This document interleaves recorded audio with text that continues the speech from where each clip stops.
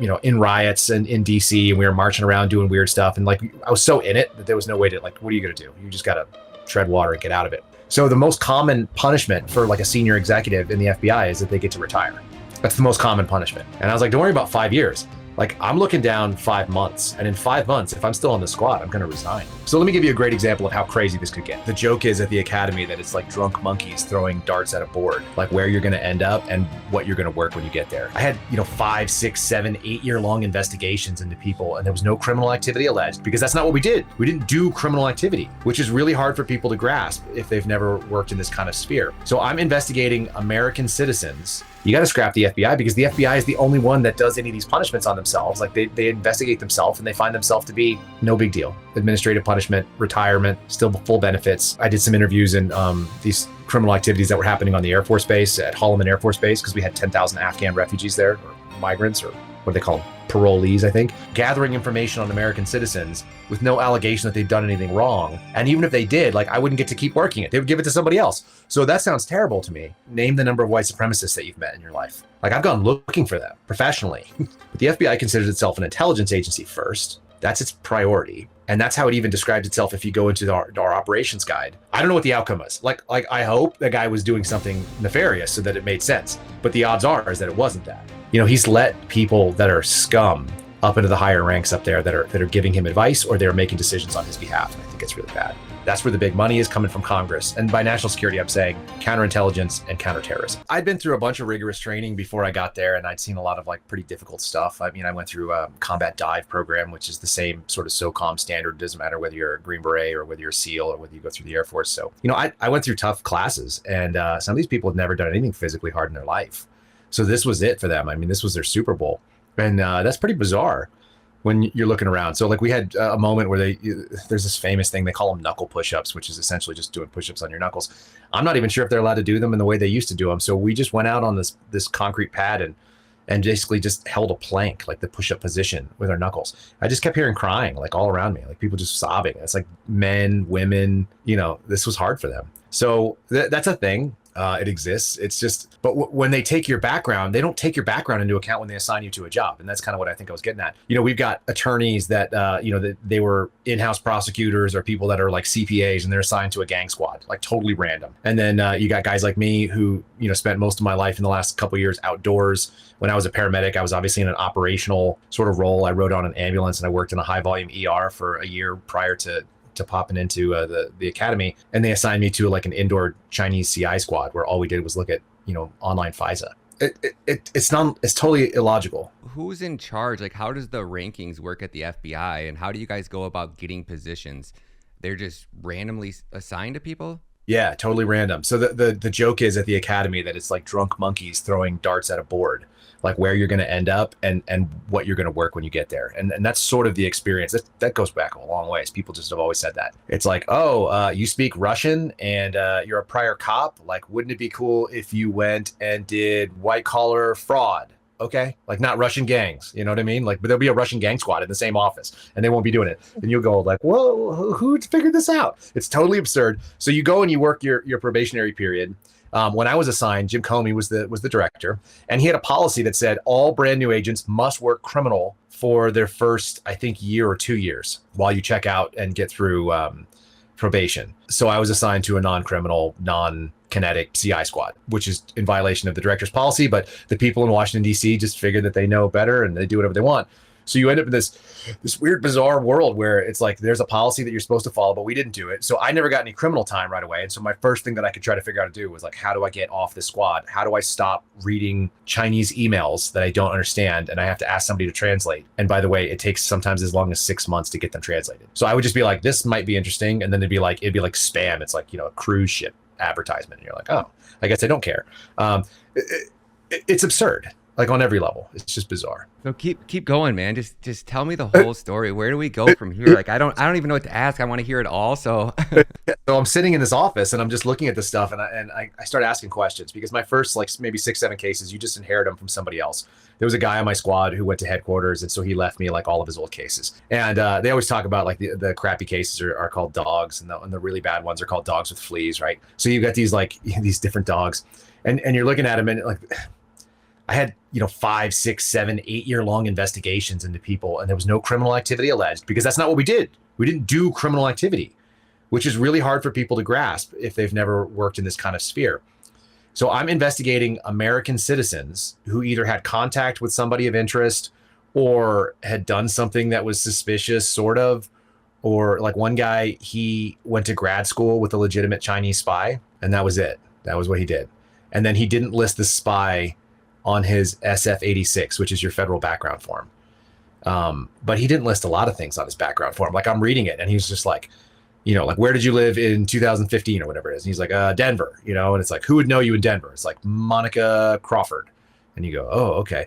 Where does Monica Crawford live? Denver. Like, it's like, who was she? Ex-girlfriend. And like, that's it. Like, he didn't write anything down. He did not care at all because he'd already been offered the position. They were going to give him the clearance either way. He was going into a GS-15 role or something like that. So he was at the top of the pay grade. He had a PhD. So they needed him more than he needed them. And he didn't care. So he just pencil whipped this background check. And you could tell by reading it right away that this guy cared zero. And he didn't write down all the people he could think of that he might have known. So I went and did an interview with him after a year. It took me a year to get approved to go interview him. And then he said just that. He was like, oh, I was just lazy. He's like, yeah. And I bring up the name of, a couple of different things. And he's like, yeah, I went to grad school with that guy. And I go, do you have any touch with him? And he's like, no, I don't think so. Isn't he a spy? Like, didn't he get kicked out of the country? Which is, we call it persona non grata, PNG'd. And I go, yeah, he got PNG'd. And he was like, yeah, what the hell? And I go, I don't know. And that was it. Like, that was the end of the case for I don't know, somewhere between 5 and 8 years long. They had, taken all the records. They had gone and gotten his phone records. They had, regularly updated and found out what he had on Facebook and stuff like that. We'd go and scroll his public profiles and snapshot it and put it into this case. And it's like, but why? And so I started asking these questions right away. It's like, well, what the hell are we doing, number one? And why are we doing it? And so they were like, well, we're getting information. It's like, yeah, I see that. And what are we going to do with the information? We're like, well, then we'll have more information. I'm like, no, that's what we'll have. What are we going to do? Like, what's the kinetic outgrowth of this particular action that we are doing? We're gathering to what end? And they're like, well, then we just know more things and we can get more information. And it's like, is there ever like an action that happens after all that? Because I don't want to do that. I don't want to do gathering information on American citizens with no allegation that they've done anything wrong. And even if they did, like, I wouldn't get to keep working it. They would give it to somebody else. So that sounds terrible to me. And it was really, really hard to kind of wrap my head around it. And I got pulled in for this kind of counseling session with my GS-15. He's like my boss's boss. And he goes, your boss says you're not very good at this job. And then I was like, yeah, I agree. Which I don't think he was expecting. He didn't know what to do with that. I'm like, yeah, I agree. And he's like, you do? And I go, yeah, but like, I think the real question is, why am I not good at this job? Like, I don't understand what the hell we're doing. And I don't really think I'm signed up for this. Like, this is not what I'm about. And he was like, oh, well, like, what do you not understand? I'm like, what are we trying to implement? What sort of actions are we hoping to accomplish with the work we're doing? Because I don't feel like I'm part of anything. And he goes, oh, okay. So then he kind of gives me some information. He was terrible. And so a little bit later, my boss calls me into her office, a couple of days later, and she was like, I want to discuss like where you're going to be in 5 years. And I was like, don't worry about 5 years. Like, I'm looking down 5 months. And in 5 months, if I'm still on the squad, I'm going to resign. Like, I'm out of here. This is not it, for me. I can't do this. Yeah. So either I get a transfer to another unit and go do some other work, or, in June of, what was the deadline I had? I think in June of 2019 is the deadline I set for myself. I was going to resign. And that was my plan. It's like, I'll do 3 years of this, but I'm not going to do any further. And it got to the 2-year mark. And my boss asked me to do a bunch of stuff that was just iffy, like for policy. She was like, you have to come into the office, but I was on sick leave. And there's no actual way that you can call people back into the office for federal service if you're on sick leave. Like, I don't think there's any law that allows them to do it.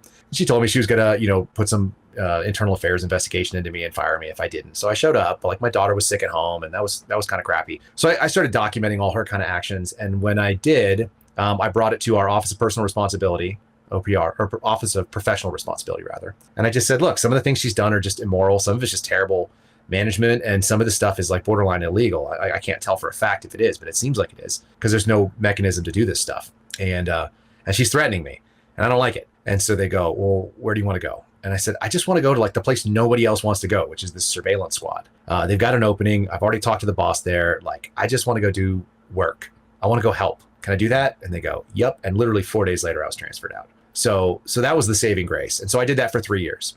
And while you're there, you get kind of a really good look at what the FBI's counterterrorism mission looks like, because all the money for the surveillance squads is funded out of this group called the Critical Incident Resource Group. And it's abbreviated CERG.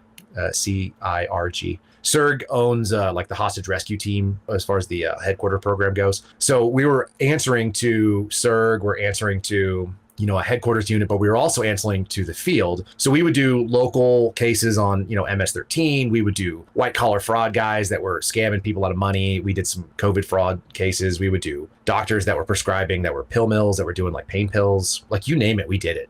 We did all of it. And then we also got a mixture of like jihadis and white supremacists and kind of like whatever else comes in that are like counterterrorism. And those are like the hit the red button and turn on the klaxon and like the siren goes off. Everyone gets really excited. But like once you've done it a few times, you realize those cases are mostly BS. Like there's not a lot of substance to them. So we would get sent all over the country to do that kind of thing. Like my first 2 weeks on the squad, I got sent to Alaska for like a white supremacist guy who like, I don't even know how they opened the case on him. He might've been a racist. Like that's certainly possible, but he was like a racist prepper. Like he didn't have any crimes alleged. So it's really bizarre. And I think they ended up saying that he picked a fight with like some Antifa guys at like a rally somewhere. And that was what they ended up kind of jamming him up for. But like what I saw him do, he was like going on a hiking trip with his family. He was out in Alaska, which was crazy. So you're telling me that the FBI is taking our tax dollars and they're paying FBI employees to basically spy and gather data and collect information on U.S. citizens that have done nothing wrong? And just in case...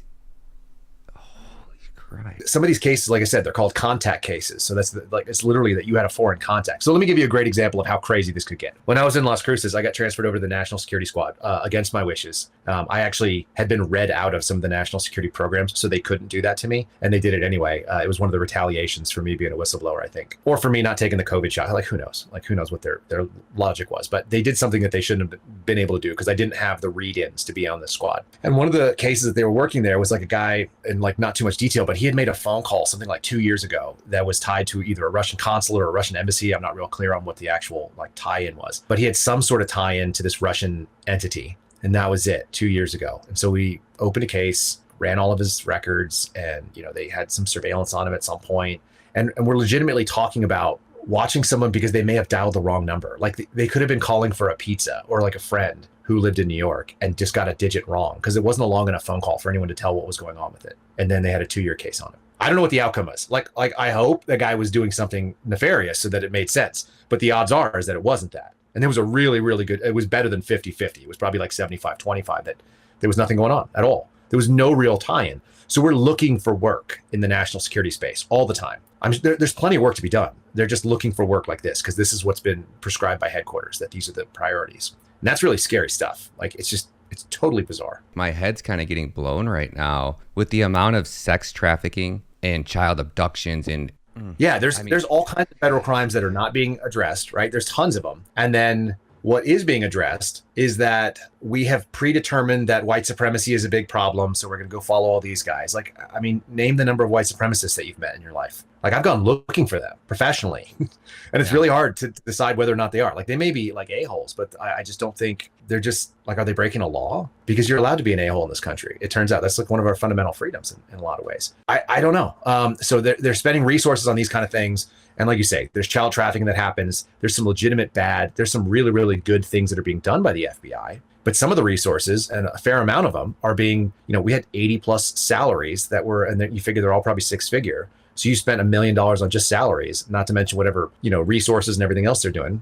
going after people's free speech on Twitter, which we found on the Twitter files, right? If that's what they're over there censoring, and they got 80 people and they're not agents for the most part. A lot of these people are professional support. But I mean, it leads into the narrative that, people think of the FBI as a law enforcement agency. And I'm sure that if people were to ask you what it was, that's how you describe it. But the FBI considers itself an intelligence agency first. That's its priority. And that's how it even describes itself if you go into our operations guide, which is called the DIOG. It's the Domestic Investigation and Operations Guide. It's literally the how-to and what you can and cannot do based on the type of cases and so on. So we're talking about when they tell you something, you should listen, right? Sometimes people say, like, when they tell you who you are, like, believe them. The FBI says FBI as intelligence agency first. That's the primary thing in that book. And the second thing is FBI as law enforcement agency. So it needs to be stated that the FBI looks at itself in a certain way and then treats those things in that priority. And so like the people that are moving to headquarters right now, if you look at the people that are being promoted, a lot of them have a national security background. Less of them have criminal experience. And if they do, it's light. It's, they're promoted out of national security roles. That's where the big money is coming from Congress. And by national security, I'm saying counterintelligence and counterterrorism. Those are the two And kind of branches. last night in the space, because you had mentioned it just a minute ago about salaries, can you walk us through what you said last night in the space about when you start at the FBI, your starting pay is this, and if you do this, you can like fast track yourself in 18 months to be maxed out. And I remember seeing you were blown away by that. So, okay, so FBI agents. Let's talk about agents specifically, because the other pay grades I'm not nearly as familiar with. Everybody gets hired on as a GS-10. The GS-10 one is like $65,000 a year, something like that. Maybe it's $55,000, and you get about a 25% bonus for being law enforcement. So that means they don't pay us overtime. Like we get unscheduled overtime all the time, and we just show up and work it, and we don't bill by hours. That's not how it works. So GS-10, that's how you start. Within 5 years, you're a GS-13. That's the terminal, like tenured position for a field agent, for like your brick agent. That's the person out there doing investigations. The supervisory level is a 14.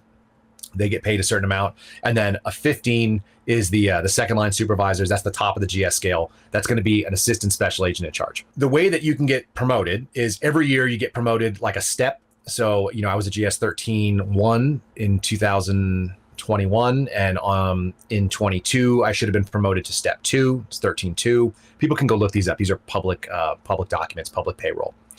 But you can jump if you take on an additional role. So if you promote to supervisor, you move to GS-14-1, and that's going to pay you significantly more than if you're a 13-3 or a 13-4 or something like that. So it's a straight pay grade jump. But they were having a lot of trouble getting people to go to headquarters because nobody wanted to go to headquarters because headquarters is miserable. You got to be in DC. A lot of times, like they would make you, pick up your whole family and go there and all that kind of thing. So they created this incentive program for people to do 18-month TDYs or temporary duties to headquarters, and they would give you the 14-1 pay while you were there for 18 months, and then you'd come back down, and then you'd be a 13-10, which would take you 15 years or 10 years to get to, but you could warp past it in 18 months, and you would hold that pay. So that was kind of the bribery to get people to fill headquarters jobs they didn't want to do. They've eliminated that program since then. But as a 13-10, and I worked with guys who were 13-10s, like a lot of them were like 20 plus years.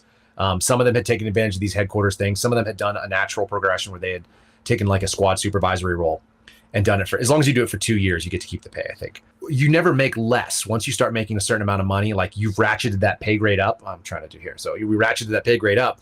When you move back to your old job or you step down, you stay lateral. You won't lose money. So 13-10 is maxed out. And then if you do any overtime or you work a couple of holidays as a 13-10, like you're hitting the federal max, which is somewhere around 170 to 175,000 a year. Your FBI agents make a good money. Like that's why they're sticking around. It's a good paycheck. The job is fun oftentimes, unless you're doing Chinese CI like I was. I never woke up on a Monday morning and hated going into work ever. Like it was always good. As my buddy Stephen Friend says, it's like you nowhere can you do something that's as interesting and as rewarding and fun and not really hard. It's just like, it's not like someone's grinding you and you're looking at spreadsheets all day. I mean, most of the time you're figuring out what your own workday looks like. You're working a load of cases, and you just have to move all the cases forward every 90 days. Like that might be just one sheet of paper in some cases. Usually you get, one major case that you're working that you're putting all your efforts into, and then you're kind of touching all the other ones because they're kind of in a back burner status. There's things you can't do. You're waiting on subpoena results or whatever else, or you're waiting on some information or something like that. So when you do that, I mean, it's fun. I mean, it's like you run your own gig, and your boss's job is to just kind of check in on you and make sure that you're moving cases forward. So nowhere can you make that kind of money, No. So when you started at the FBI, how does the ranking order go? Like, who was your boss? How would you have gotten to a position to be the boss over like a specific unit? Mm-hmm. Because the way that I'm looking at it from an outside perspective, the people that are getting promoted now and getting put into those supervisor positions, it's inevitable that they have to be corrupt, because if they have to keep their mouth shut, I mean, it sounds like that anybody working at the FBI can totally see how corrupt it is. If you've been there longer than a year, you almost have to know. Yes and no. So I was in Washington field office, which it's abbreviated WFO. And those who have worked there long enough, we have kind of an internal joke. We call it worst field office because it's so close to headquarters. It kind of has a rotten reputation. The culture there is very cutthroat. It's very nasty. It's very DC. It's very politics. It's swampy. So people who work in DC for a while, I think, will look at it badly. But here's the other piece of it, right? Like I'm 35 years old when I get in. And a lot of my colleagues are much younger. Like people went through my academy class that were 25. So their life experience and they're willing to, be excited about something without really understanding what they were doing. Like that's way higher when you're younger, I think. So it's possible that people don't see it. And the other thing is, if you're in other field offices other than Washington, and New York is kind of like famously kind of a Death Star as well. But when you're in the other field offices, like your work and your experience are going to be very different most of the time. But who's getting promoted? How would I become, the next level supervisor? Like 6 years, and I just put my hand up and say I want to do it. I throw my name in the hat, and I write up a document called a 954, which shows all my experience that I have that makes me a good leader or makes me good at, going to this particular squad, whether it's experience working those types of cases or whether it's some special training I did or whatever. And then they just put it to a board of a couple of people, and they decide who's the best, and they choose the person that they think is the best, which is oftentimes like their buddies. I think they're trying to get like an unbiased career board, but it's really hard to do that because the bureau's small. I mean, somebody called me the other day and said, "Hey, I worked in Boston and I was on the Boston Marathon Bomber Task Force, and see if you can vet me and find out, and then you can talk. Then we can talk, like if you know who I am." And like I made one phone call and I found out who the guy was in like 5 minutes, and I called him back, and then we had a nice conversation. So it's a small bureau. There's 14,000 agents. There's, like I said, 36,000 total employees, but it's really easy when you've made a couple of connections. And then I had the benefit of going to a lot of different field offices. Like I went to probably 15 to 20 different field offices to do surveillance work. So I made connections that were all over the place. And then I built this sort of network of people that were not going to get the COVID shots. And when that happened, it changed the game radically for me because I had a lot of access to a lot of other people. So I have, people in every field office now, and I've got people in every unit of headquarters because there's a couple hundred of us. So that's helpful as far as vetting people and being connected. So there's people that don't see it. They don't see a lot of it. But once you've been there long enough, if you've been to headquarters and back, which they have, a lot of people have, you can't help but notice that there's some stuff wrong. Yeah, it is what it is. As far as like authority goes, Director Wray is currently ahead of the FBI, correct? Mm-hmm. Can you speak on him a little bit? And did you ever get to work with him or work for him, or? So he was in DC. So my minimal experiences with Wray were a couple of things. And I don't have I don't have any hatred for the man personally. Like, I don't know. He might be a great father and he might be a really nice dude to sit and have a beer with, but that's not my impression. My impression was that he's kind of a political, swamp creature. He gets up in front of Congress and he could be honest and he chooses not to be. He could be forthright and he chooses not to be. He does what the FBI asks you to do, which is essentially defend the agency and make the FBI look good. And so he tries to do that. I don't really have a lot of respect for that sort of work. My two experiences where we were set up for what's called like an all hands meeting. People who've been in companies have seen that, I'm sure. So we brought in everybody at the Washington field office, like 2,000 employees or something like that. People got up at 6 a.m. and, got on buses rather at 6 a.m. so they could be bussed into DC. And we rented out this theater, which I don't understand why they did that, but they rented out this big theater that was somewhere in DC. And everybody sits in their seats. We're supposed to be butts in seats at 0800. So we are. For me, I was a little pissy already because that was like my 16th or 17th day in a row. We just got back from a surveillance trip and they called us in and told us to go do this thing. So we're sitting in the audience seats. Supposed to start at 0800. He's going to come out and talk to us. It doesn't start until like 10 minutes after 10. And I found out that he was sitting in a room with a bunch of people that are the top management of the field office. And they're having an unclassified conversation in an unclassified space in a city that they both work in, that they could have done any day of the week.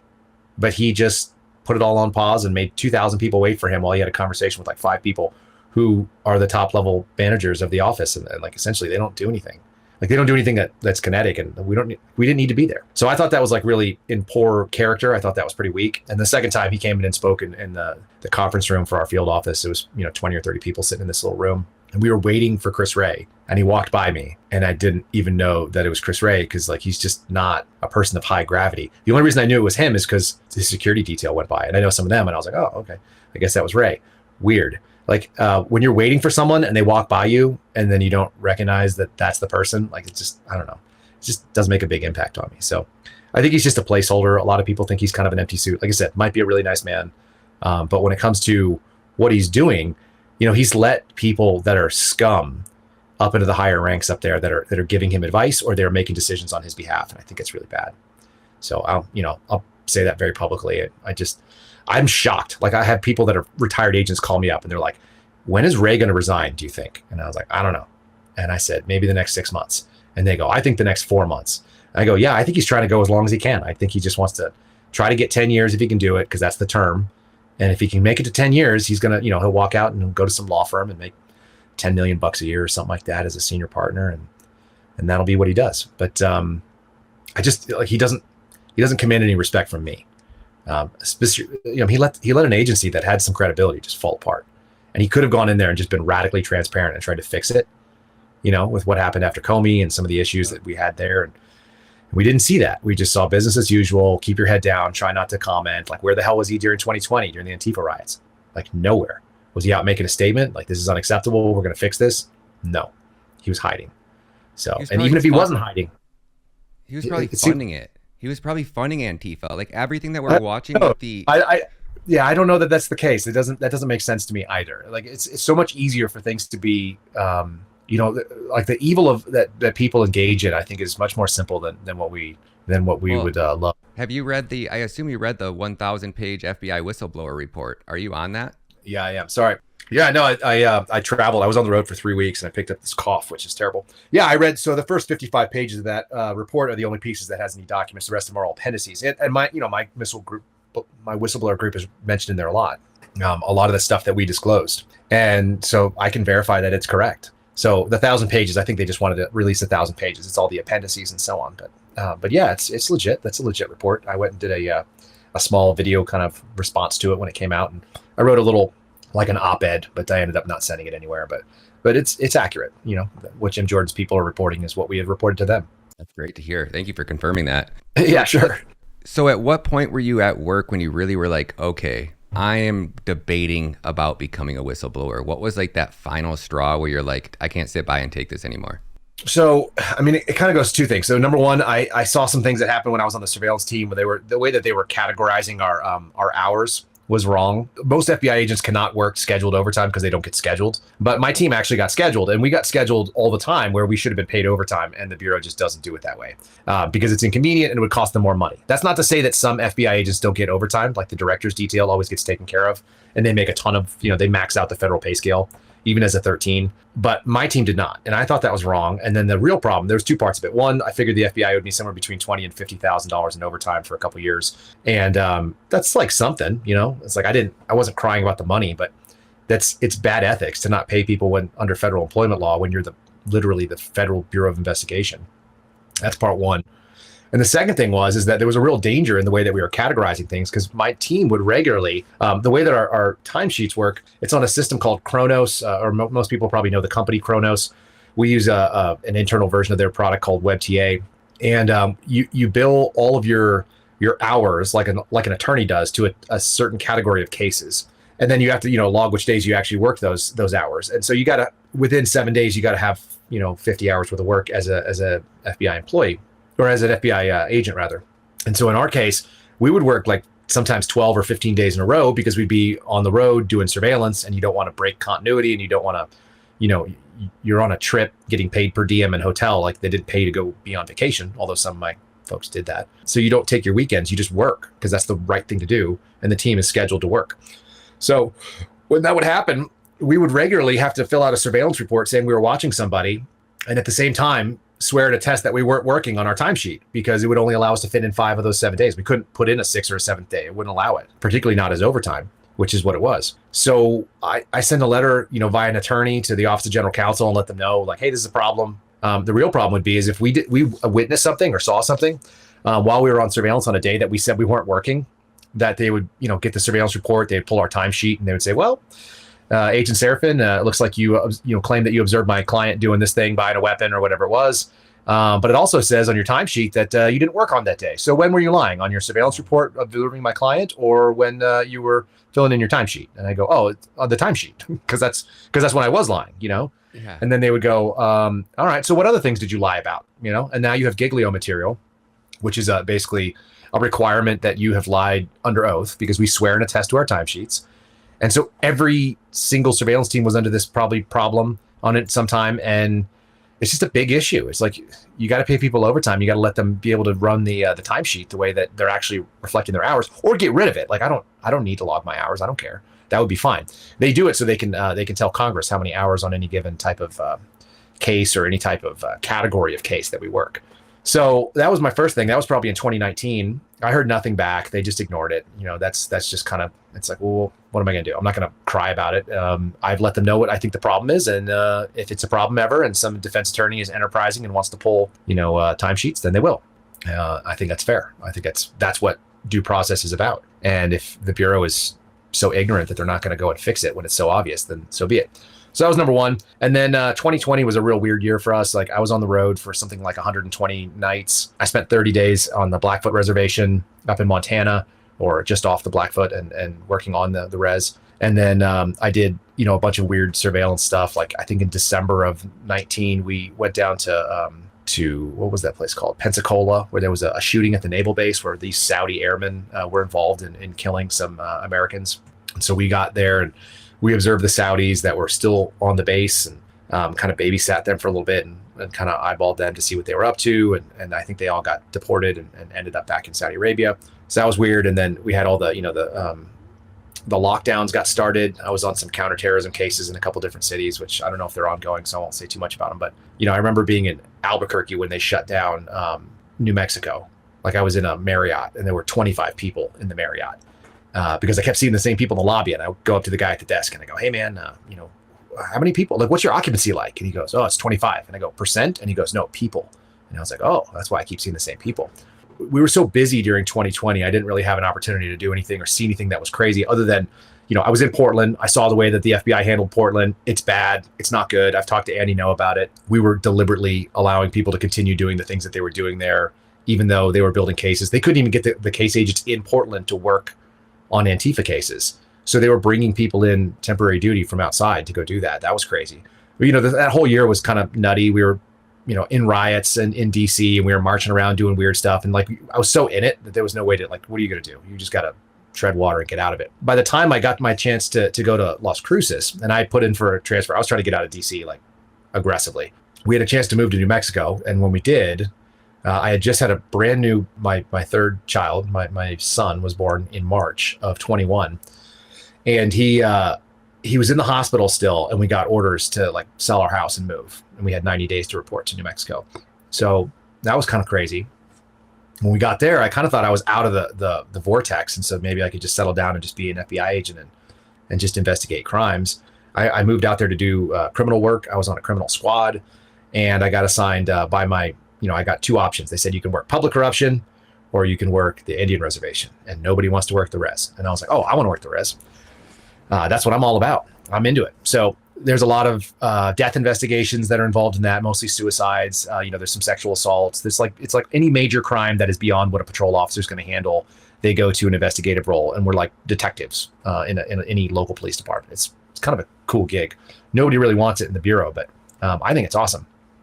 So I got assigned to do that by request.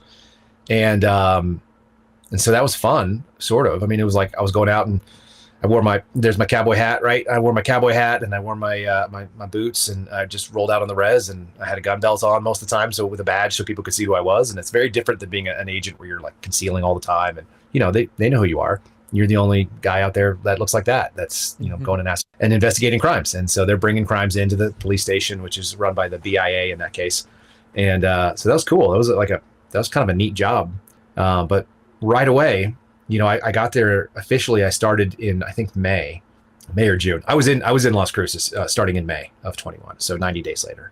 And then in maybe September, maybe even early September, they made the notification that we were going to have this COVID mandate. This is the Executive Order 14043 that Biden put out. And so the president says everyone's going to get this shot. I'd already had COVID in the year before, and I wasn't going to get it. And I wasn't interested just based on the development of it. There was some religious, there was obviously some medical concerns I had as well. But moreover, my wife and I had some pretty strong spiritual problems with the way that it was developed, I think. And so we put in a religious accommodation request, and that was ignored. It never was processed. It was never looked at. So I was already kind of on the ropes with what was going to happen. And I had this assumption that they may fire me over that. That's okay. I'm going to draw my line in the sand. I've already done it. I'm not going to walk past it. That's what they should expect for people of principles. They hired people who theoretically love this country and love religious freedoms and love personal autonomy and want to just be left alone. And that's what we're supposed to be defending. So if they have a problem with me drawing that line, then I have a problem with working there. That's pretty easy. But almost simultaneous to that in September, so, only a couple of weeks later, I get this email from one of my colleagues who had asked me if I had seen it. And I said no. And so it wasn't intended for me. I wasn't on the list of people to receive it. But it's an email that has now kind of been famous from Jim Jordan's exposure.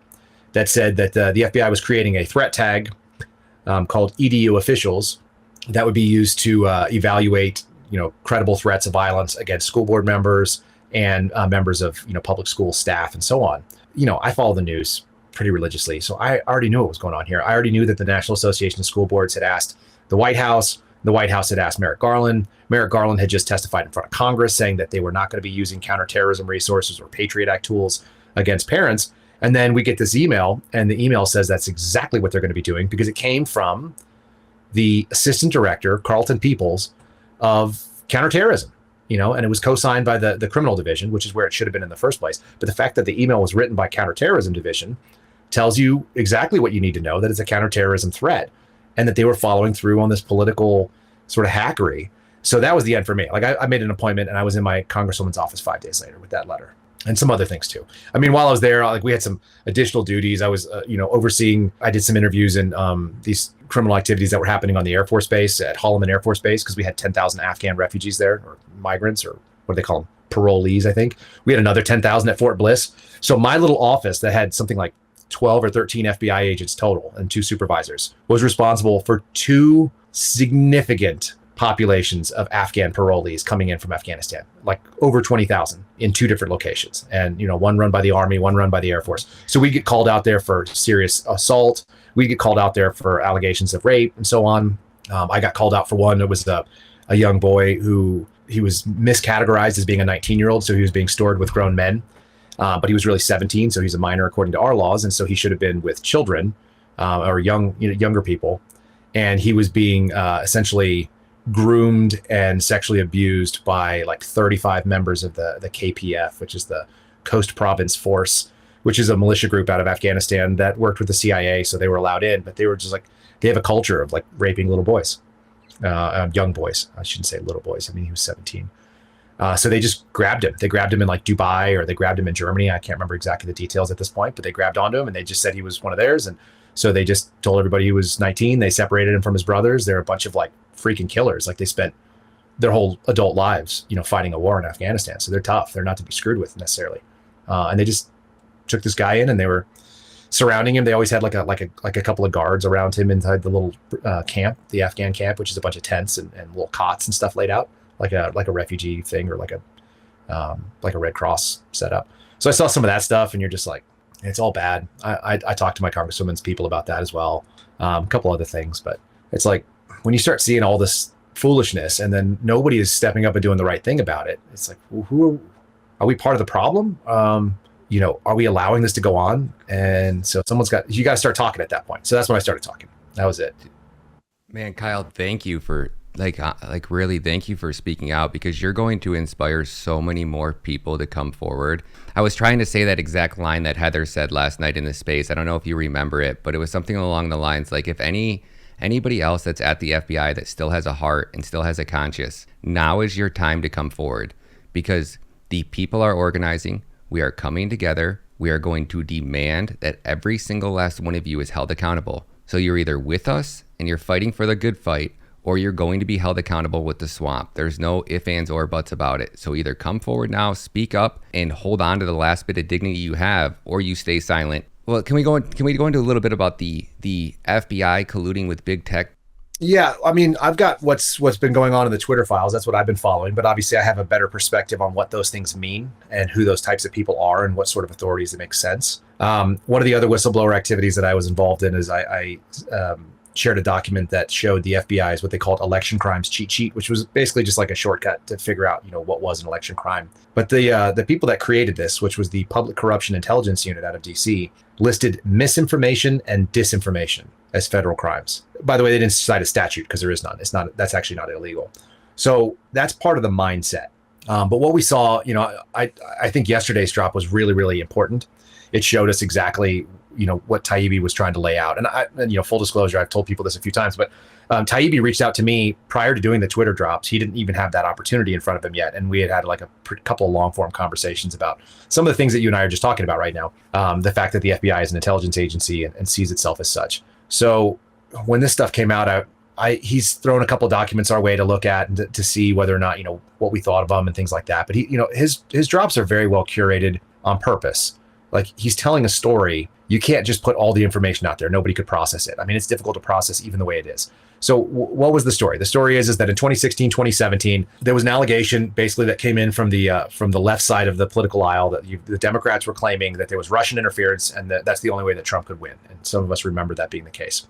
They've made a couple of stories up. Most of those have been debunked at this point, and there's not really any kind of credible threat. They opened up a Fisa into Carter Page. They did so by lying, and they did the extensions on it by having people actually legitimately like alter the text of emails. That's going to be your Kevin Kleinsmith type situation.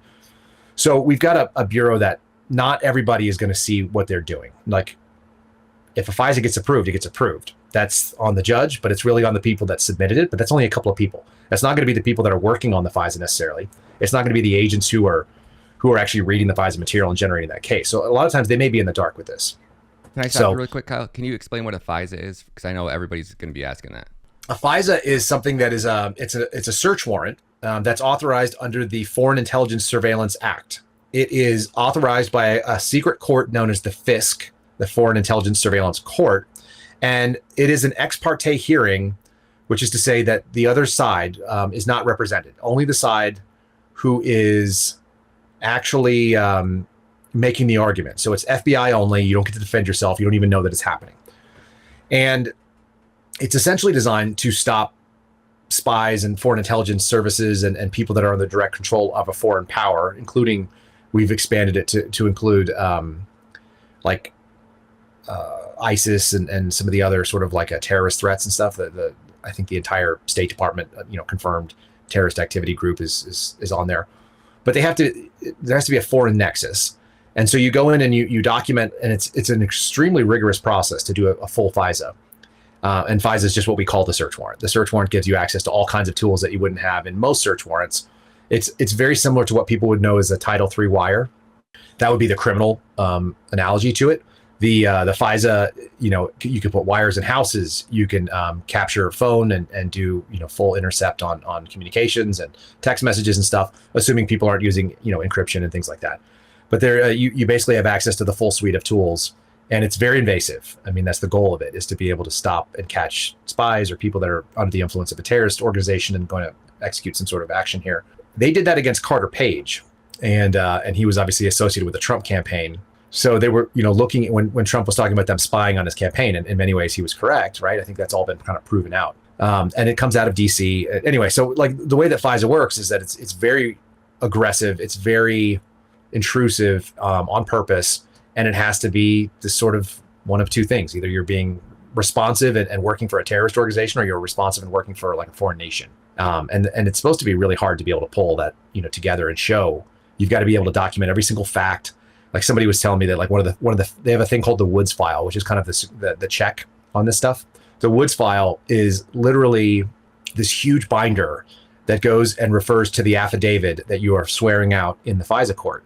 And it says on June 15th, we saw fill in the blank, riding in a car, along the so-and-so roadway. And then you got to document what a car is. A car is a four-wheeled vehicle that's used in North America that has, X number of doors, blah, blah, blah, gasoline or electric powered. And then it would say roadway. And then you'd have to document what a roadway is maybe. And you'd say this was a federal interstate highway, blah, blah, blah. So when you would look at this kind of stuff, and there's plenty of allegations of wrongdoing that was done inside of the, you've shown right now that the OIG went through and Horowitz went in, did an investigation on all this stuff. And that's where we got the failure of what was called Crossfire Hurricane. That was the case that was brought. And I had to go do FISA training because somebody screwed up Crossfire Hurricane. Everybody in the Bureau, even people who didn't do FISA, who didn't have anything to do with FISA in their casework, they were all taking special training as penance for the failure of a couple of people in management that were, fairly senior, that were pushing this envelope forward. I don't remember why we were talking about this at this point, but that's what FISA is. That's how it kind of went sideways. Oh, we were talking about election interference. So we already saw them kind of getting into it. And I think that the interference the Bureau did, I don't think they've necessarily anticipated the fallout. That's just my guess from talking to people. When the fallout from Jim Comey's famous speech, that any reasonable prosecutor would not come after Hillary. What's interesting is that the people who didn't like Hillary heard exactly what they wanted to hear, that she was likely guilty, that she was at least alleged to have committed a bunch of these crimes that if I had committed, I promise you I would be in jail and I might still be serving that sentence. Taking classified material home, moving into a place that was uncleared, deliberately trying to avoid government records checks. I think those were pretty capable. There was no intent portion of that crime that needed to be proven, but Jim Comey talked about it. But the other thing was true is that the people on the left who heard that she wasn't going to be prosecuted, they were like, well, there's nothing here. Like the FBI director just said, we're not going to prosecute. So I think it only siloed people further into their own belief systems. I'm not sure that it made a big difference in the way the election was going to cut. I don't know how many people were in the independent camp that hadn't made up their mind by the time that happened in October.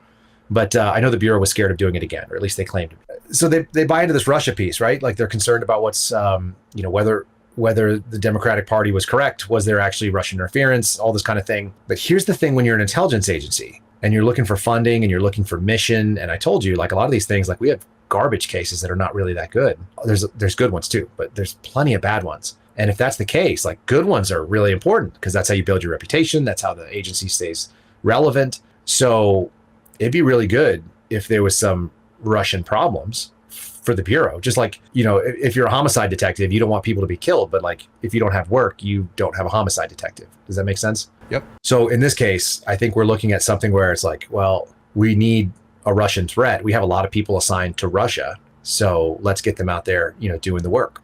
So as that happens, they started looking for the Russia connection. Is it there? Is it real? And then simultaneously, and what Taibbi dropped yesterday was the Democrat Party, and Mark Warner was one that was listed, and Adam Schiff later on, but Mark Warner, who was the senator from Virginia, which is right outside of DC, and obviously I think that was my senator at the time. He's out there saying, go get me some Russian scalps. Show me Russian accounts that influenced this election. And so the FBI, he was saying that to Twitter directly, and obviously he probably was saying this to other big tech companies as well.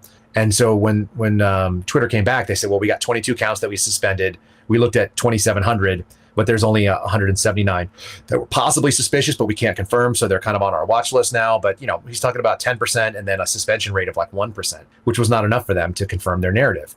So they continued to push that. And as they continued to push it, they said, they did what I think Tom Fenton was calling gangster government, and what I would call like a basic shakedown or protection racket. You see this in organized crime. They kind of came out and they said, it's a nice company you got there. It'd be a real shame if we had to, create some legislation that was a lot more expensive for you to run it, cost you money, cost you regulatory compliance, all this kind of thing. It'd be really, really good if you went and found the things that we were looking for. And so, those are my words, obviously, but essentially they moved into this sort of gangster move where they were legitimately threatening big tech with certain types of federal law and regulation. One of them was the Honest Act, the Honest Advertising Act, and a couple of others. And they were trying to make it, they were basically suggesting it was going to be more expensive to operate their companies without, and have more, government oversight. And so self-regulation is always preferable for a private entity, I think. The example I used in one of the spaces the other day was the Motion Picture Association. They came up with all the ratings for movies. It's better that they get to create the rating system than the government. And so they did. And so now there's rules that says you can't see a movie if you're under 13, without a parent, and so on and so forth. And so this is the same kind of idea. Like they basically were pushing comply with what we're asking you, or you're going to find yourself in hot water. And the FBI is a natural entity to be able to kind of execute that connection. And you'll see in some of the earlier Twitter drops, which were later chronologically, they were, pushing for some action, and the folks at Twitter were pushing back and saying, hey, I don't think that's what we do, and that's not what we want to get involved in, and so on and so forth. And gradually, the FBI and the rest of the federal government wore them down, number one. And number two, and I've likened this to recruiting a source when it comes to like a confidential human source or a confidential informant. You got to identify like what are their weaknesses, what are their strengths, what are their motivations, what are the things that are going to let them sign on to do what I'm asking of them. And are they receptible to tasking? If I ask them to do something, will they go do it? And it started with small stuff, and then it got to the point where the FBI was literally sending over like 5,000 or 10,000 accounts, handles, to be suspended. And it was like response right away, handled, because they brought them into the fold and they made them, essentially sources. And so they were operating in this sort of censorship by proxy. So I think it's incredibly damning. But the question is this: someone used the word rigged the other day, and I heard you just use it the same way. I'm not comfortable with the word rigged, just because I want to be very specific. Rigged implies that you know what the outcome is going to be. I think they weighed in on the election, which is also unacceptable, but it's not the same thing, because I don't think the FBI could have predicted necessarily the outcome. They were just pushing for an outcome, and it wasn't the entire FBI. It's just a small number of people. I mean, 36,000 people not involved in this fraud or this type of activity. It's probably, 100, maybe 200 tops that were involved in any of it. So that's a very, very small cadre of it. That doesn't mean they didn't destroy the brand of the FBI. It just means I don't think it was rigged by the FBI. I think it was influenced by the FBI, which was the same allegation against Russia, by the way. We had interviewed Mike Benz. He worked directly under Mike Pompeo. I think you know who he is. He was telling us that the FBI, the DOJ, the CIA were with big tech, and a few giants were wargaming how they were going to remove Donald Trump from office if he actually won the election. They had a very good understanding of exactly how many votes they needed to make sure that Biden won. And how do you explain the primaries where, Biden came out of nowhere and took Bernie out? Well, that may have been rigged, but that wasn't rigged by anybody that I know of, number one. So I got no firsthand knowledge. I'm going to be sort of speculating the same way that you are in this case.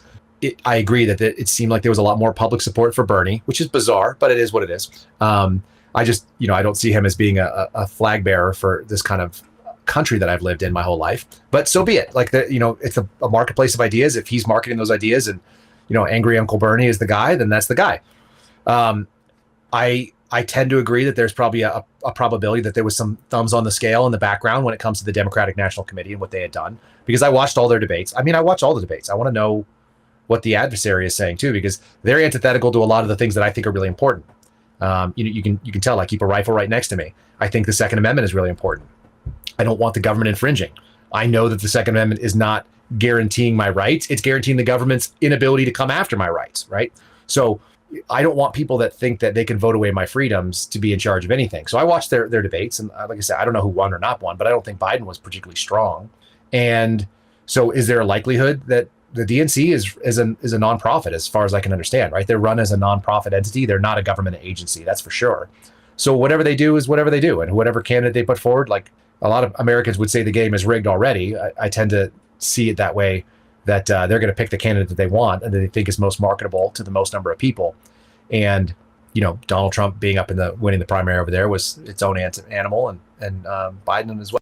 Where do we go from here? We have a really good idea that there's a lot of whistleblowers coming out. I think the entire FBI needs to be basically investigated from the top down, if not completely defunded and dismantled. The fact that we know that there's election fraud, these are the people that are supposed to be bringing charges against the Biden crime family. I don't think it's even debatable at this point that that man should be in cuffs, and there should be an investigation going into at least Hunter Biden. Yeah, so it's hard for me to speak as definitively as you did, just because the burden that I think that I put on myself is that I have to be really cautious about the things that I say that I can't document myself. What I do see is that Hunter Biden laptop, highly damning, highly incriminating. Certainly looks like there needs to be some legitimate investigation. So everything on there is an allegation at this point. It appears very credible. It seems like there should be some casework, and the tie-ins that I've seen, the voicemails and stuff, like, I don't think they're faked, but they might be. So if the forensics agree and they can tie those back to a federal crime, then yeah, the FBI should be investigating it. It doesn't matter who's in the office. And I would want the same thing if that was Donald Trump, by the way. I want the same thing if it was anybody else that I liked that I voted for. It doesn't make a difference to me. If you're corrupt, you're corrupt. And so we need to go after those people. And so that's part one. But moreover, it's like, okay, all these things are going on. How does it continue? It continues because the only people that can investigate the FBI is the Office of Inspector General or a special counsel, right? And so we've seen both of those kind of exist. But unfortunately, when we talk about the Office of Inspector General, they release findings all the time. In fact, if people want to have a really interesting time, they can go and they can look at the reports that are released on a monthly basis. Every couple of weeks, they put them out of wrongdoings that are almost always criminal wrongdoing. And they're in the OIG's website for the Department of Justice. Those are all referred to the FBI and the DOJ for prosecution. So we have an organization, the DOJ's OIG, that investigates the DOJ, and then it refers all their administrative handlings back to the agency that had them, which has got a lot of corruption in the way that it's willing to overlook a lot of wrongdoing. So the most common punishment for like a senior executive in the FBI is that they get to retire. That's the most common punishment. There was one that we just did. We talked to the New York Times just highlighted a question that we asked of Chris Wray, my little group that is whistleblowers and I'd say dissatisfied former agents at this point, because we've seen what's going on. And so we've called ourselves the suspendables, which is to say that when we speak out, like, you can be suspended. And we were. But the New York Times took on this thing and they decided to defend this guy named George Pirro, who's the former special agent in charge of Miami. Well, George Pirro was not only credibly accused, but he was adjudicated to have been complicit in sexual discrimination in his office, engaging in inappropriate sexual relationships with his subordinates. He was caught having sex in a government vehicle. That was validated. That he was sexting on government phones, as I recall, the allegation went down. And so he was involved in like inappropriate relationships with more than one subordinate in his office, and he was allowed to retire. And then he was allowed to defend himself in the New York Times. Like the New York Times quoted him as saying like, "Oh, like I just served the American people my whole life." Like, no, you didn't, dude. You did scummy stuff. You embarrassed your family. Like, you're an embarrassment to the Miami field office. And there's a lot of people that are really disappointed that you were in charge. People that I talk to. And I have a number of contacts in Miami. That's the problem, is there's no accountability for these types of people. You say where you go forward with there. It's like, you got to scrap the FBI, because the FBI is the only one that does any of these punishments on themselves. Like they investigate themselves and they find themselves to be no big deal. Administrative punishment, retirement, still full benefits. They never even name these people. Like Piro's name isn't in the OIG report. I just know who he was because everybody knows who he was. All the people in Miami knew exactly who it was. And so I've had people explain that in significant details, because I knew those stories before that OIG report came out. So that's all troubling. I think you have to break it down, because unless you're going to have a third party that has not only investigative authority like OIG does, but also has prosecutable authority where they can go and they can really be like another pillar outside of the executive branch, then you're screwed. And it's not going to be Congress. Congress is partisan. So maybe, I don't know if you can have it in the judiciary. I don't know what our Constitution will even allow for that type of entity, but I know that the FBI is a problem. And I know that most of what DOJ is doing right now is problematic. The only way that I see people moving forward is that they got to draw a line in the sand themselves. I've kind of said this. I did a turning point speech. Draw your own line, whatever it is you're willing to accept from your elected officials. I don't want to call them leaders because most of them lack that credibility. But draw that line. Know what you're going to accept for you, for your children, for your family, for your community, and then don't cross it under any circumstances, whatever that means. In my case, it means that they took my paycheck. I got paid for about 9 or 10 weeks for this year. So I've been without a paycheck for most of this last year of 2022. I guess we're in 23 now. It is what it is. So be it. Like, I had to lose a paycheck. So what? It sucks. It's not cool. I sold my house. I'm living in a very tight space. It's not comfortable. My wife cries at night sometimes. But we're also on the same path that like, this is what has to be done. Because if you just go along with it, then you're part of it. And that's part of the deal. And you may have seen that I did a video that when I talked to Dan Bongino on his podcast, one of the pieces that my buddy cut out was kind of our discussion of the Holocaust Museum. But that's kind of how I see it. You cannot comply with tyranny and find yourself coming out of tyranny in a good way.